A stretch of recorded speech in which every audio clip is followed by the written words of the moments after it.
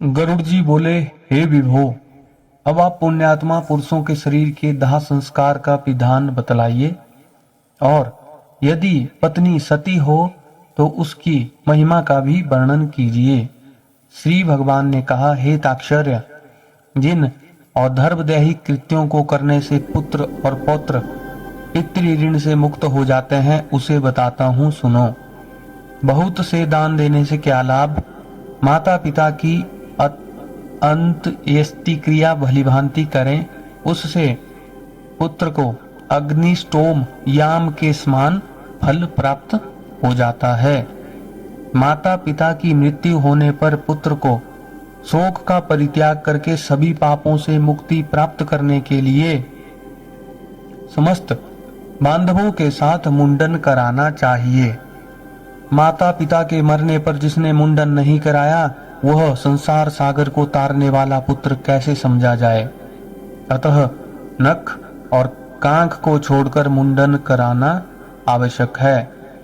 इसके बाद समस्त बांधवों के सहित स्नान करके धौत वस्त्र धारण करे, तब तुरंत जल ले आकर उस जल से सबको स्नान करावे और चंदन अथवा गंगा जी की मिट्टी के लेप से तथा मालाओं से उसे विभूषित करे। उसके बाद नवीन वस्त्र से ढककर अपश्रव्य होकर नाम गोत्र का उच्चारण करके संकल्प पूर्वक दक्षिणा सहित पिंडदान देना चाहिए। मृत्यु के स्थान पर सब नामक पिंड को मृत व्यक्ति के नाम गोत्र से प्रदान करें। ऐसा करने से भूमि और भूमि के अधिष्ठात्री देवता प्रसन्न होते हैं। इसके बाद द्वारदेश पर पांथ नामक पिंड मृतक के नाम गोत्रादि का उच्चारण करके प्रदान करे। ऐसा करने से भूतादि कोटि में दुर्गतिग्रस्त प्रेत मृत प्राणी की सदगति में विघ्न बाधा नहीं कर सकते। इसके बाद पुत्र वधू आदि सब की प्रदक्षिणा करके उसकी पूजा करें। तब अन्य बांधवों के साथ पुत्र को सब यात्रा के निमित्त कंधा देना चाहिए। अपने पिता को कंधे पर धारण करके जो पुत्र शमशान को जाता है वह पग पग पर अश्वमेध का फल प्राप्त करता है। पिता अपने कंधे पर अथवा पीठ पर बैठाकर पुत्र का सदा लालन पालन करता है। उस ऋण से पुत्र तभी मुक्त होता है जब वह अपने मृत पिता को अपने कंधे पर ढोता है। इसके बाद आधे मार्ग में पहुंचकर भूमि का मार्जन और प्रोक्षण करके सबको विश्राम कराए और उसे स्नान कराकर भूत संज्ञक पितृ को गोत्र नाम आदि के द्वारा भूत नामक पिंड प्रदान करे। इस पिंडदान से अन्य दिशाओं में स्थित पिशाच राक्षस यक्ष आदि उस हवन करने योग्य देह की हवनीयता में अयोग्यता उत्पन्न नहीं कर सकते। उसके बाद शमशान में ले जाकर उत्तराभिमुख स्थापित करें। वहां देह के दाह के लिए यथाविधि भूमि का संशोधन करें। भूमि का सम्मार्जन और लेपन करके उल्लेख करें, अर्थात दर्भ मूल से 3 रेखाएं खींचे और उल्लेखन क्रमानुसार ही उन रेखाओं से उभरी हुई मिट्टी को उठाकर ईशान दिशा में फेंककर उस वेदिका को जल से प्रोक्षित करके उसमें विधि विधान पूर्वक अग्नि स्थापन करें। पुत्र और अक्षत आदि से क्रव्यादक संज्ञक अग्निदेव की पूजा करें और लोमभ्य स्वाहा इत्यादि अनुवाद से यथाविधि होम करना चाहिए। तब उस क्रव्याद मृतक का मांस भक्षण करने वाली अग्नि की इस प्रकार प्रार्थना करें, तुम प्राणियों को धारण करने वाले, उनको उत्पन्न करने वाले तथा प्राणियों का पालन करने वाले हो। यह संसारिक मनुष्य मर चुका है, तुम इसे स्वर्ग ले जाओ। इस प्रकार क्रव्याद संज्ञक अग्नि की प्रार्थना करके वहीं चंदन, तुलसी, पलाश और पीपल की लकड़ियों से चिता का निर्माण करें। हे खगेश्वर, उस सब को चिता पर रख करके वहां 2 पिंड प्रदान करें। प्रेत के नाम से एक पिंड चिता पर तथा दूसरा सबके हाथ में देना चाहिए। चिता में रखने के बाद से उस सब में प्रेतत्व आ जाता है। प्रेत कल्प को जानने वाले कतिपय विद्वजन चिता पर दिए जाने वाले पिंड को साधक नाम से संबोधित करते हैं। अतः चिता पर साधक नाम से तथा सबके हाथ पर प्रेत नाम से पिंडदान करें। इस प्रकार 5 पिंड प्रदान करने से सब में आहुति योग्यता संपन्न होती है, अन्यथा शमशान में स्थित पूर्वोक्त पिशाच, राक्षस तथा यक्ष आदि उसकी आहुति योग्यता के उपघातक होते हैं। प्रेत के लिए 5 पिंड देकर हवन किए हुए उस क्रव्याद अग्नि को तिनकों पर रखकर यदि पंचक ना हो तो पुत्र अग्नि प्रदान करें। पंचक में जिसका मरण होता है उस मनुष्य को सद्गति नहीं प्राप्त होती। पंचक शांति किए बिना उसका दाह संस्कार नहीं करना चाहिए, अन्यथा अन्य की मृत्यु हो जाती है। धनिष्ठा के उत्तरार्ध से रेवती पर्यंत 5 नक्षत्र पंचक संज्ञक हैं। इनमें मृत्यु व्यक्ति दाह के योग्य नहीं होता और उसका दाह करने से परिणाम शुभ नहीं होता। इन नक्षत्रों में जो मरता है उसके घर में कोई हानि होती है, पुत्र और संगोत्रियों को कोई विघ्न होता है, अथवा इस पंचक में भी दाह विधि का आचरण करके मृत व्यक्ति का दाह संस्कार हो जाता है। पंचक रमण पंचक मरण प्रयुक्त सभी दोषों की शांति के लिए उस दाह विधि को कहूंगा। हेताक्षर्य कुश से निर्मित 4 पुतलों को नक्षत्र मंत्रों से विमंत्रित करके सबके समीप में स्थापित करे। तब उन पुतलों में प्रतप्त सुवर्ण रखना चाहिए और फिर नक्षत्रों के नाम मंत्रों से होम करना चाहिए। पुनः प्रेता जयता नरेंद्रो वह शर्म यच्छतु, इस मंत्र से उन नक्षत्र मंत्रों को संपुटित करके होम करना चाहिए। इसके बाद उन पुतलों के साथ सबका दाह करे। सपिंडी श्राद्ध के दिन पुत्र यथा विधि पंचक शांति का अनुष्ठान करे। पंचक दोष की शांति के लिए क्रमशः तिल पूर्ण पात्र, सोना चांदी रत्न तथा घृत पूर्ण कांस्य पात्र का दान करना चाहिए। इस प्रकार पंचक शांति विधान करके जो सब दाह करता है उसे पंचक जन्य कोई विघ्न बाधा नहीं होती और प्रेत भी सद्गति प्राप्त करता है। इस प्रकार पंचक में मृत व्यक्ति का दाह करना चाहिए और पंचक के बिना मरने पर केवल सबका दाह करना चाहिए। यदि मृत व्यक्ति की पत्नी सती हो रही हो तो उसके दाह के साथ ही सबका दाह करना चाहिए। अपने पति के प्रिय संपादन में संलग्न पतिव्रता नारी यदि उसके साथ परलोक गमन करना चाहे तो पति की मृत्यु होने पर स्नान करे और अपने शरीर को कुमकुम, मज्जन, सुंदर वस्त्र, आभूषण आदि से अलंकित करे। ब्राह्मणों और बंधु बांधवों को दान दे। गुरुजनों को प्रणाम करके तब घर से बाहर निकले। इसके बाद देवालय मंदिर जाकर भक्ति पूर्वक भगवान विष्णु को प्रणाम करे। वहां अपने आभूषणों को समर्पित करके वहां से श्रीफल लेकर लज्जा और मोह का परित्याग करके शमशान भूमि में जाए। तब वहां सूर्य को नमस्कार करके चिता की परिक्रमा करके पुष्प सैया रूपी चिता पर चढ़े और अपने पति को अपनी गोद में लिटाए।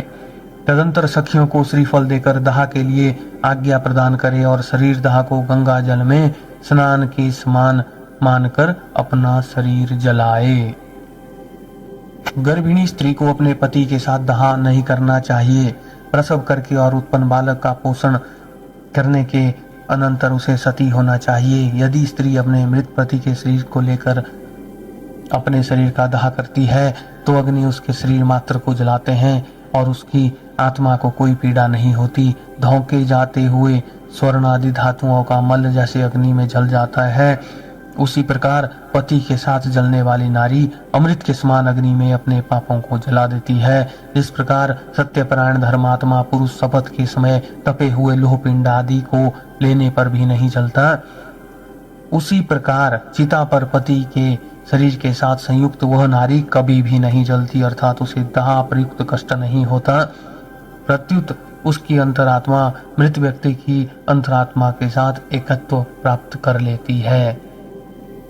पति की मृत्यु होने पर जब तक स्त्री उसके शरीर के साथ अपने शरीर को नहीं जला लेती तब तक वह किसी प्रकार भी स्त्री शरीर प्राप्त करने से मुक्त नहीं होती। इसलिए सर्व प्रयत्न पूर्वक मन, वाणी और कर्म से जीवित अवस्था में अपने पति की सदा सेवा करनी चाहिए और मरने पर उसका अनुगमन करना चाहिए। पति के मरने पर जो स्त्री अग्नि में आरोहण करती है वह महर्षि वशिष्ठ की पत्नी अरुंधति के समान होकर स्वर्गलोक में सम्मानित होती है।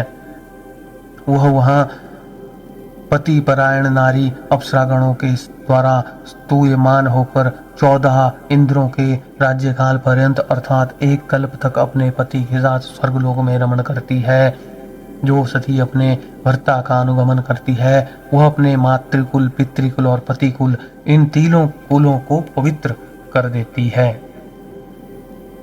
मनुष्य के शरीर में 3.5 करोड़ रोमकूप है। उतने काल तक वह नारी अपने पति के साथ स्वर्ग में आनंद करती है। वह सूर्य के समान प्रकाशमान विमान में अपने पति के साथ क्रीड़ा करती है और जब तक सूर्य और चंद्र की स्थिति रहती है तब तक पति लोक में निवास करती है। इस प्रकार दीर्घायु प्राप्त करके पवित्र कुल में पैदा होकर पति रूप में वह पतिव्रता नारी उसी जन्मांतरीय पति को पुनः प्राप्त करती है। जो स्त्री क्षण मात्र के लिए होने वाले दाह दुख के कारण इस प्रकार के सुखों को छोड़ देती है वह मूर्खा जन्म पर्यंत विरह अग्नि से जलती रहती है। इसलिए पति को शिव स्वरूप जानकर उसके साथ अपने शरीर को जला देना चाहिए। हेताक्षर, यदि पत्नी सती नहीं होती तो केवल पति के शव का ही दाह करना चाहिए। शव के आधे या पूरे जल जाने पर उसके मस्तक को फोड़ना चाहिए। गृहस्थों के मस्तक को काष्ठ से और यतियों के मस्तक को श्रीफल से फोड़ देना चाहिए। पितृलोक की प्राप्ति के लिए उसके ब्रह्मरंध्र का भेदन करके उसका पुत्र निमन मंत्र से अग्नि में घी की आहुति दे। हे अग्निदेव, तुम भगवान वासुदेव के द्वारा उत्पन्न किए गए हो। पुनः तुम्हारे द्वारा इसी तेजोमय दिव्य शरीर की उत्पत्ति हो। स्वर्गलोक में गमन करने के लिए इसका स्थूल शरीर जलकर तुम्हारा हवि हो और एतर्थ तुम प्रज्वलित हो। इस प्रकार मंत्र सहित तिल मिश्रित घी की आहुति देकर जोर से रोना चाहिए। इससे मृत प्राणी सुख प्राप्त करता है। दाह के अनंतर स्त्रियों को स्नान करना चाहिए। तत्पश्चात पुत्रों को स्नान करना चाहिए। तदंतर मृत प्राणी के गोत्र नाम का उच्चारण करके तिलांजलि देनी चाहिए। फिर नीम के पत्तों को चबाकर मृतक के गुणों का गान करना चाहिए।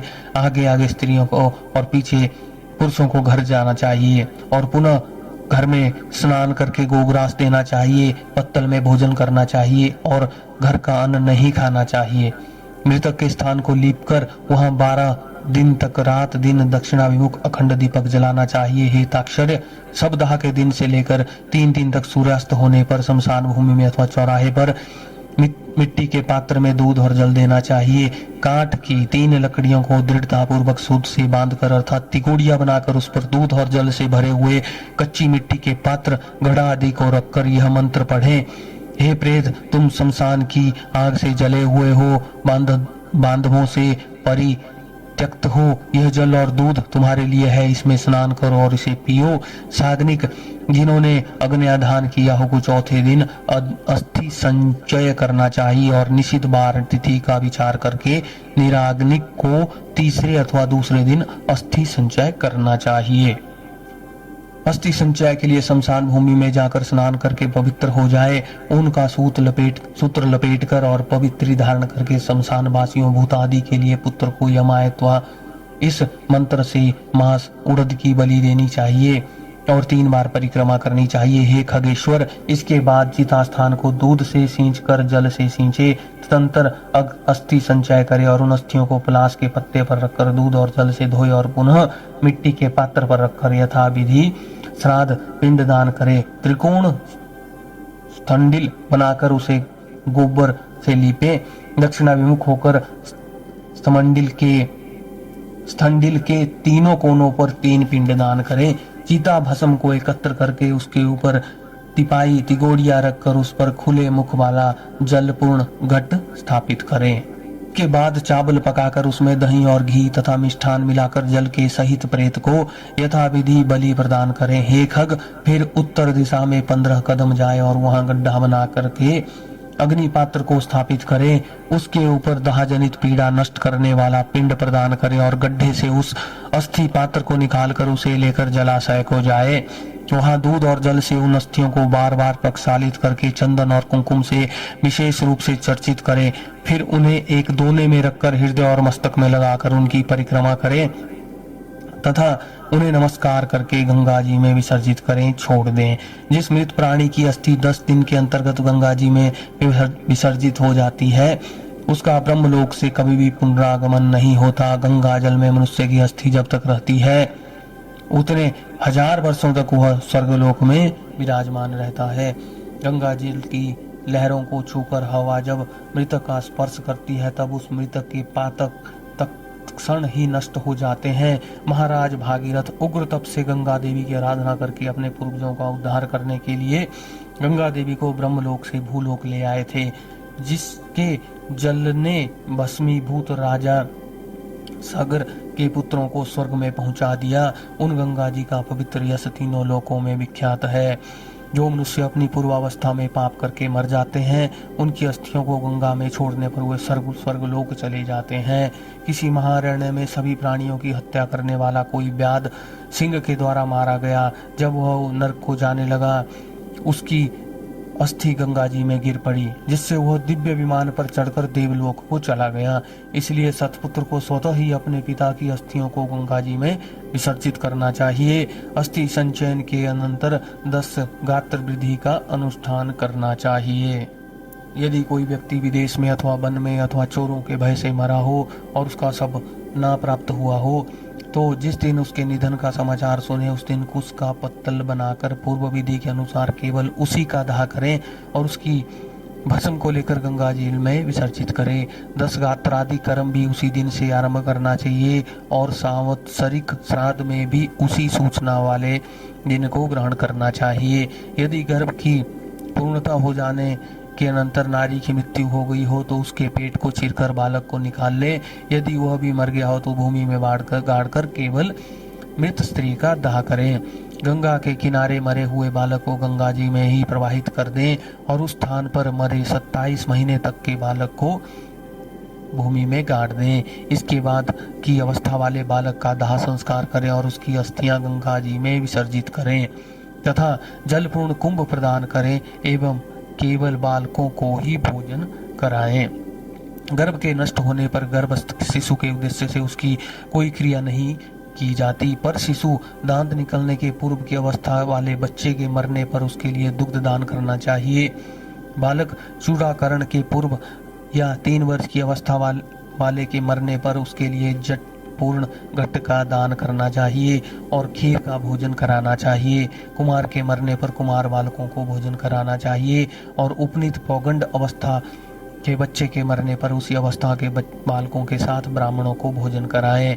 5 वर्ष की अवस्था से अधिक अवस्था वाले बालक की मृत्यु होने पर वो चाहे उपनीत यज्ञोपवीत संस्कार संपन्न हो अथवा अनुपनीत जिसका यज्ञोपवीत ना हुआ हो तो पायस और गुड़ के 10 पिंड क्रमशः प्रदान करने चाहिए। पौगंड अवस्था के बालक की मृत्यु होने पर विश्वोत्सर्ग तथा महादान की विधि को छोड़कर एकादशा तथा द्वादशा की क्रिया का संपादन करना चाहिए। पिता के जीवित रहने पर पौगंड अवस्था में मृत बालक का संपीडन श्राद्ध नहीं होता, अतः 12वें दिन उसका केवल एकोदिष्ट श्राद्ध करें। स्त्री और शूद्रों के लिए विवाह ही व्रतबंध स्थानीय संस्कार कहा गया है। व्रत अर्थात उपनयन के पूर्व मरने वाले सभी वर्णों के मृतकों के लिए उसकी अवस्था के अनुकूल समान क्रिया होनी चाहिए। जिसने थोड़ा कर्म क्रिया हो, थोड़े विषयों से जिसका संबंध रहा हो, कम अवस्था हो और स्वल्प देह वाला हो, ऐसे जीव के मरने पर उसकी क्रिया भी स्वल्प होनी चाहिए। किशोर अवस्था के और तरुण अवस्था के मनुष्य के मरने पर सय्यादान, वृद्धोत्सर्ग आदि, पददान, महादान और गोदान आदि क्रियाएं करनी चाहिए। सभी प्रकार के सन्यासियों की मृत्यु होने पर उनके पुत्रों आदि के द्वारा ना तो उनका दाह संस्कार किया जाना चाहिए, ना उन्हें तिलांजलि देनी चाहिए और ना उनकी 10 गात्रादि क्रिया ही करनी चाहिए, क्योंकि दंड ग्रहण संन्यास ग्रहण कर लेने मात्र से नर ही नारायण स्वरूप हो जाता है। त्रिदंड ग्रहण करने से मृत्यु के अनंतर उस जीव को प्रेतत्व प्राप्त नहीं होता। ज्ञानी जन तो अपने स्वरूप का अनुभव कर लेने के कारण सदा मुक्त ही रहते हैं, इसलिए उनके उद्देश्य से दिए जाने वाले पिंडों की भी उन्हें आकांक्षा नहीं होती। अतः उनके लिए पिंडदान और उदक क्रिया नहीं करनी चाहिए, किंतु पितृभक्त के कारण तीर्थ श्राद्ध और गया श्राद्ध करने चाहिए। हिताक्षर्य, हंस, परमहंस, कुटी चक्र और बहुदक इन चारों प्रकार के सन्यासियों की मृत्यु होने पर उन्हें पृथ्वी में गाड़ देना चाहिए। गंगा आदि नदियों के उपलब्ध न रहने पर ही पृथ्वी में गाड़ने की विधि है। यदि वहाँ कोई महानदी हो तो उन्हीं में उन्हें जल समाधि दे देनी चाहिए।